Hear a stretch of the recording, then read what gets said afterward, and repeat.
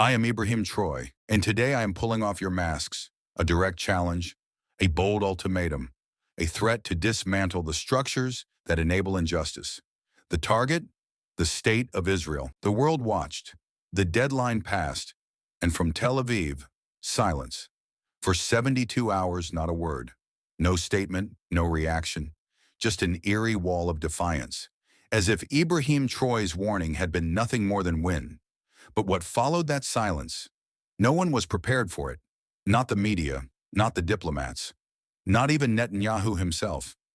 Because the moment the clock struck zero, Troy moved. And what he did didn't just make headlines, it reshaped global conversations. Let's rewind. 72 hours earlier, during a historic summit in Nairobi, President Ibrahim Troy stood before a united coalition of African and non-aligned nations.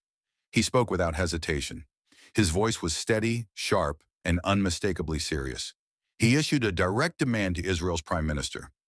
Within 72 hours, you will formally recognize Africa's sovereignty over its alliances, or we will begin the process of decoupling from every institution that enables your violence. This wasn't just about Gaza. It wasn't about one conflict. It was about dignity, about autonomy, about the end of Africa being treated as disposable. But Netanyahu didn't blink. He dismissed the message. Israeli state media mocked it as empty posturing. Western outlets barely gave it a headline. The hours passed. The world moved on. And then came the deadline. At precisely midnight GMT, a sudden broadcast cut through the silence, originating from Ouagadougou.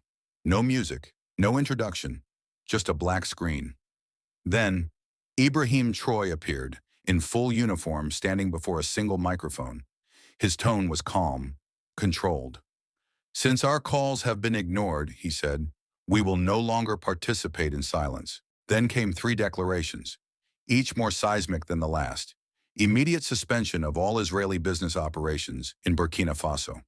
Banks, telecoms, defense, frozen overnight. A continental summit of 15 African nations to form a new alliance, one that rejects manipulation from former colonial powers and their proxies. A call to reconsider diplomatic ties, not through war, but through principle. No nation has the right to ignore the voice of a continent, Troy declared. Our deadline was not a threat. It was a mirror. And now the world must look.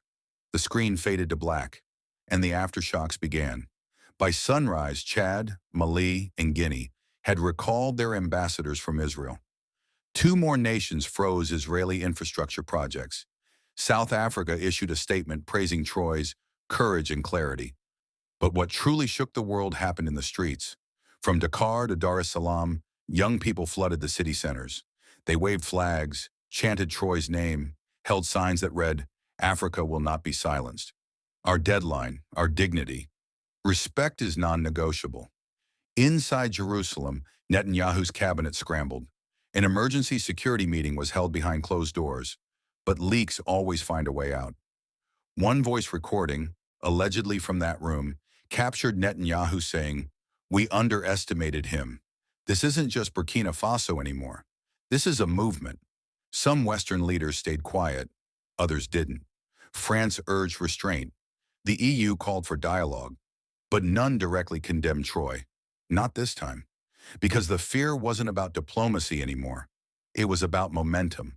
Troy had set something in motion, a new kind of leadership, one that doesn't beg for inclusion, one that commands respect.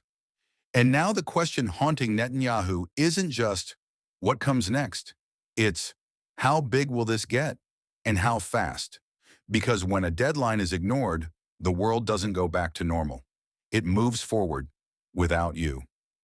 Before you go, did Netanyahu underestimate Ibrahim Troy? And if you were in Troy's place, what would you have done? Let us know in the comments and tell us where you're watching from. Is this the beginning of a new global shift? If you felt the tension, hit that like button. Subscribe for more real, raw breakdowns of the moments the world won't forget.